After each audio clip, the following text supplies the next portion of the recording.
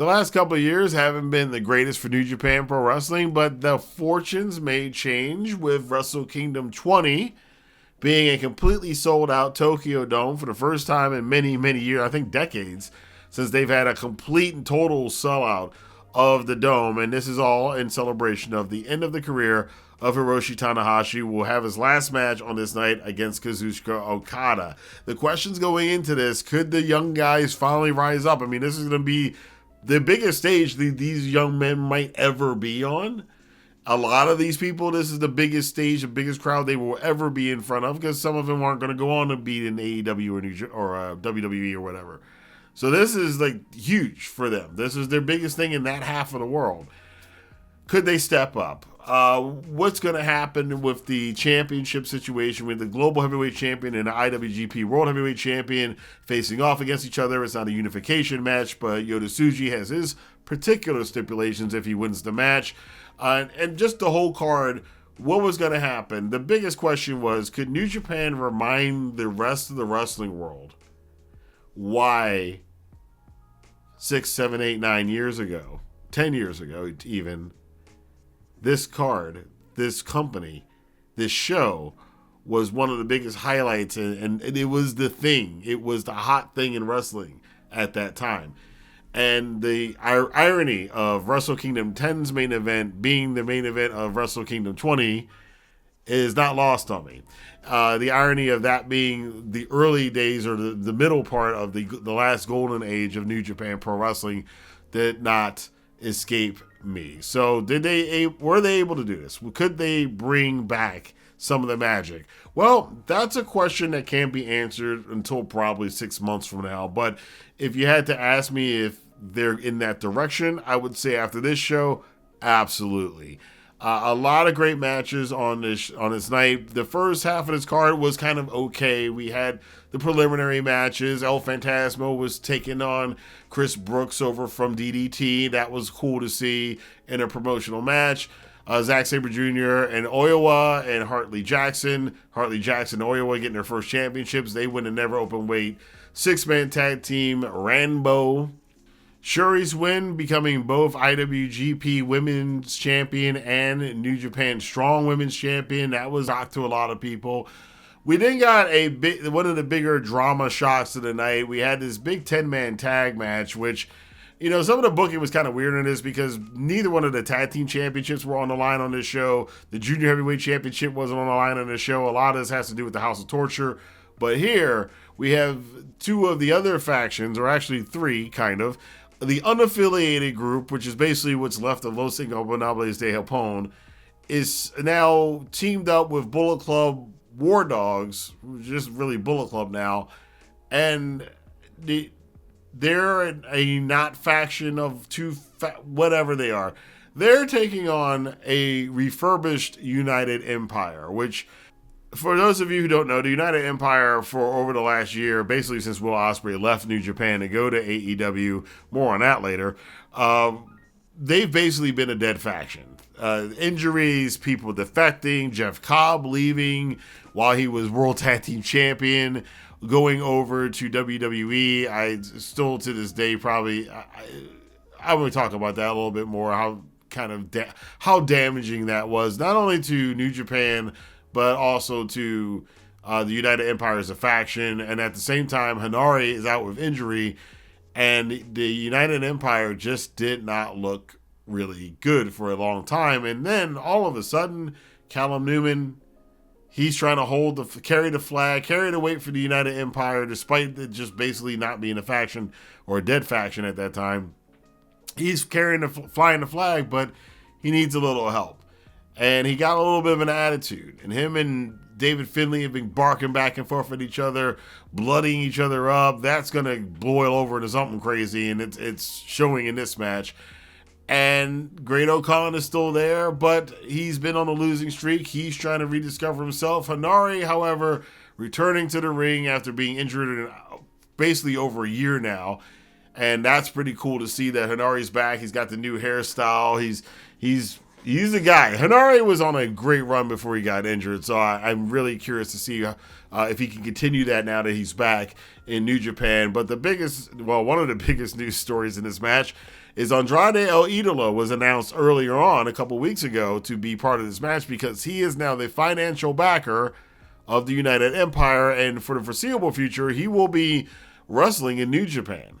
So La Sombra, El Idolo, whatever you want to call him, he is now not just a one shot. He's going to be in New Japan for the foreseeable future. Remember, he's got contract issues over in the States because of his WWE contract and his attempt to get an AEW contract, yada, yada, yada. That's a whole other story.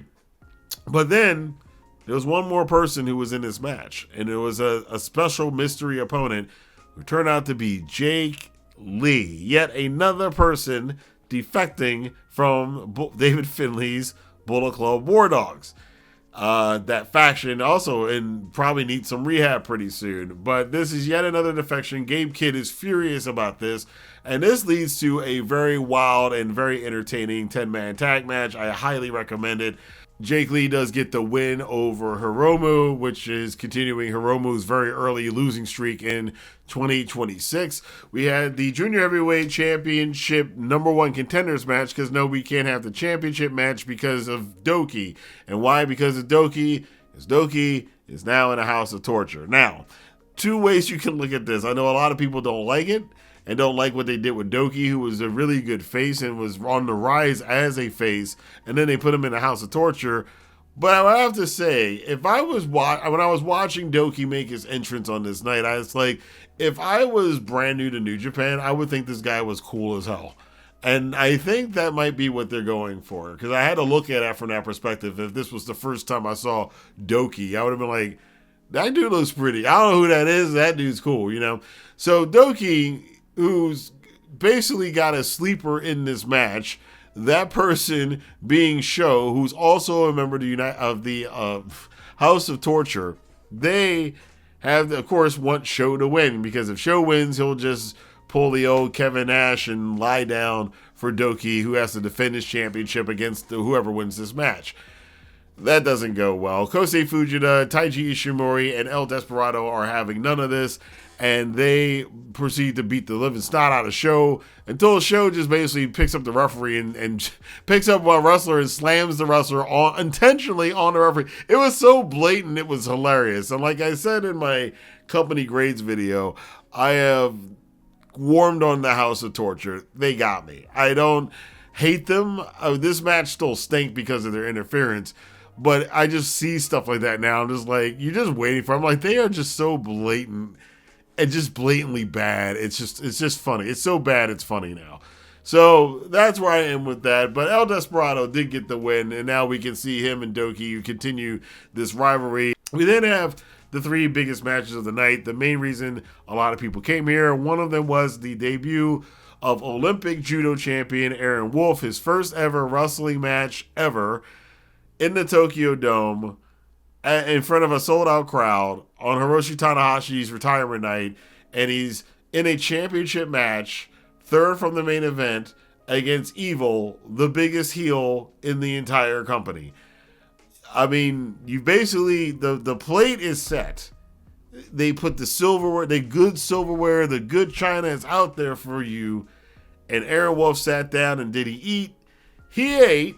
He got a little banged up. You could tell earlier in the match. He took a buckle, exposed turnbuckle to the back, and it looked like it bothered him for most of the rest of the match. But outside of that, his performance was fantastic. The crowd was absolutely insane for this guy. You have no idea how huge this guy is in Japan until you see this 47,000 people, just Japanese wrestling fans, by the way, who are traditionally reserved. They are yelling their heads off for this guy. And this match, they are in every step of this match. Even the House of Torture interference, Yano, whoever else jumped into this match. It didn't matter. They had a good time. Everybody had a good time. And Aaron Wolf defeats Evil by a technical submission. Wouldn't be the last time that's happened on the night, by the way. But that was a fun fun match to watch. I highly recommend you checking it out. You're seeing history. Now, whether or not Aaron Wolf can carry this on, we'll have to see. The big stories are going to be coming up. I would say, well, number one, he's a champion now. He's going to have to defend the championship. And number two, New Japan's a tournament company. So the New Japan Cup's coming up, and a lot of people are going to be extremely excited about seeing how New Japan is going to book Aaron Wolf in the G1 this summer. That's going to be a big story. Yota Tsuji, the Global Heavyweight Champion, took on Konosuke Takeshita for the World Heavyweight Champion, as I mentioned earlier. At this point, Takeshita and Tsuji come out and they look like absolute stars. I started getting that as I'm watching how poised Tsuji and Takeshita were in their entrances and how much they looked like absolute stars, and going, yeah, this is what was missing last year. Contrast that with how Shota Umino came out last year. I'm sorry, Shota, but these two men on this night looked like absolute gods of wrestling, and they performed like gods of wrestling. A match of the year contender, absolutely. Highly recommend you watching this. Yota Tsuji does manage to eke out the win. These two guys, the best way I can describe how this match was is not so they have good chemistry, but not in the way like Will Ospreay and Ricochet have good chemistry. They have good chemistry in the way that their offensive moves are very good counter moves to each other. There's one time where Tsuji, they basically did a standoff. Tsuji went in one corner. Takeshi, this is way late in the match too. Takeshi's in the other corner. The crowd's losing their minds. Takeshi's going to run with, he's coming with the knee. Tsuji's going to come with the spear. They're just going to duel it out. They go running at each other, and it's Tsuji that wins with the spear. That was you have to watch that moment. And to see a Japanese crowd react the way that they did, you got to watch it. This match is highly recommended. Match of the year, obviously. And the good thing about it is now that Tsuji has won the IWGP World Heavyweight Championship, it is now going back to the IWGP World Championship, and we are getting the old belt back. So everybody's wishes have been answered, and we then move on to the retirement of Hiroshi Tanahashi. Wish he had played the old music, but we got Go Ace. Go Ace is a good track as he took on Kazuchika Okada, not the Rainmaker version, the AEW version of Okada with the AEW version of his music and his AEW attitude. So this was a fun match. This was, again, a question. Tanahashi can barely move the lower half of his body. Okada and Tanahashi are at the Tokyo Dome as legendarily great matches. We just saw Okada and Omega not quite live up to the prior matches that they had, and that's just circumstance. That they're not no shade thrown to Kenny Omega, obviously, but I was wondering going into this match, is this going to be the same thing? Is Tanahashi and Okada this time not going to be as good because Tanahashi can't do some of the things that he used to? And on this occasion, they managed to capture magic in a bottle. Lightning in a bottle, whatever you want to call it. This is a fantastic match. I give it a slight edge over Tsuji and Takeshita for match of the night. It is a match of the year contender. Tanahashi and Okada go out the way they've always gone out with an absolute fantastic wrestling match.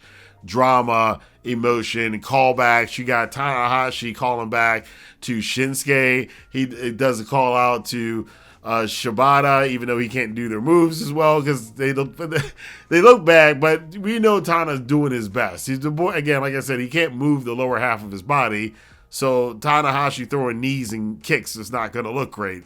But he tried, and he gave the shout out. You even got Okada shouting out to Naito in this match. A lot of tears from a lot of fans. The commentary team was in tears.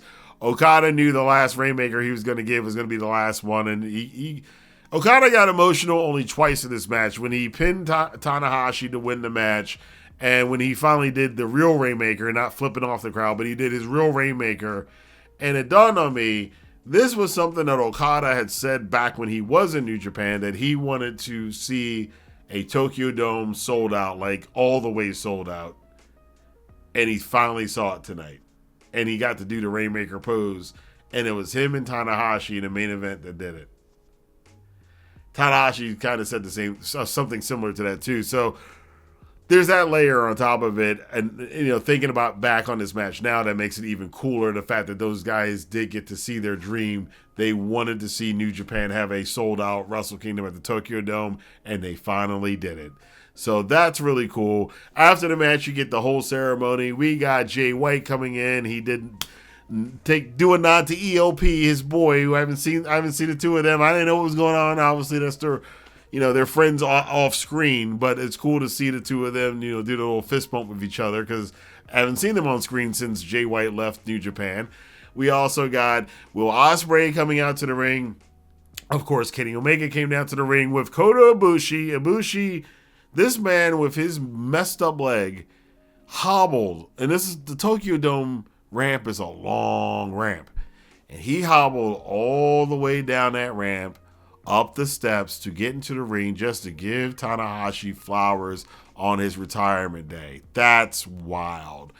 We got Kenji Muto, who was at the ringside. Fortunately, he didn't have to walk down the ramp, but he got into the ring and then took selfies with Tanahashi as one of the oldest guys in the ring and the most inappropriate time ever, but that's Muto. And we got Tatsumi Fujinami, the guy who was World Heavyweight Champion when I first started watching New Japan back in the day.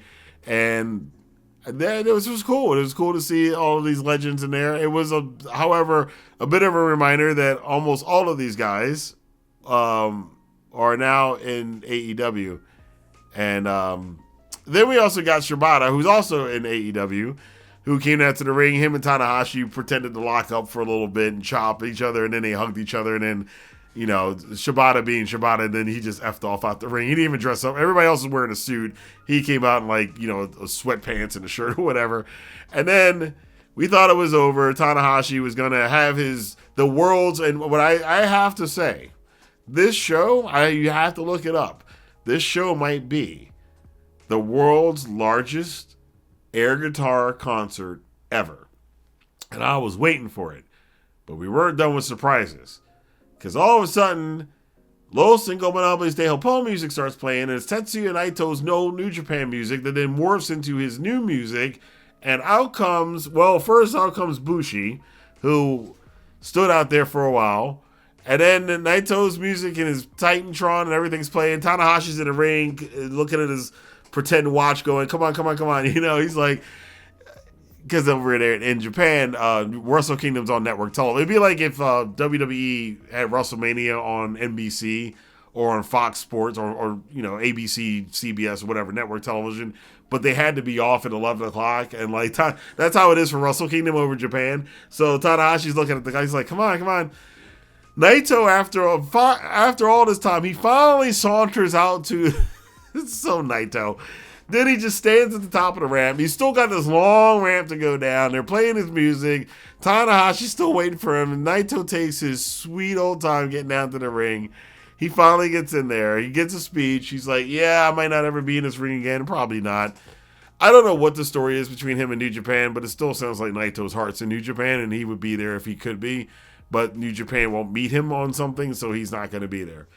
That's just my assumption given his speech. But it was pretty cool to see Naito come back in there, and the fact that Tanahashi allowed Naito to be, again, I say, if the Western wrestling world was like over there, because over there, Naito's in another company. Naito didn't have the best exit from New Japan, but he could come out on the show.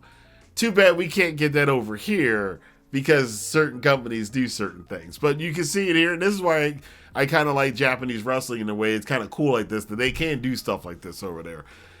So that was it. Tanahashi then finally does have the world's largest air guitar concert ever. And he goes out, gets on his Zamboni when he walks back up the ramp to go talk and meet to the fans, and then tells the fans that they can't out, because in Japan they're very strict, as I know, about photography. So they were allowed the fans to take pictures as they pushed Tanahashi around on the Zamboni, and that was Wrestle Kingdom 20, a fantastic event, but that would not be the end of it. It would continue on to the next night with New Year's Dash. But we will talk about that in another video. If you are not subscribed to the channel, subscribe and hit the notification bell so you can know when that video comes out. But overall, I give Wrestle Kingdom 20 a high recommendation, especially the last 3 matches. It's pure magic. Even if it's just for this one night and this one Wrestle Kingdom, and next year they're back down to like 19,000 people or whatever. At least for this show, if you were a New Japan fan 5, 6, 7, 8 years ago and haven't watched for a while, I would check it out. It's really good, and I would check out New Year's Dash. But again, we'll talk about that in another video. And until next time, I'll see you guys here for more news, rumors, and reviews on Rantin Review Pro Wrestling. Have a good day.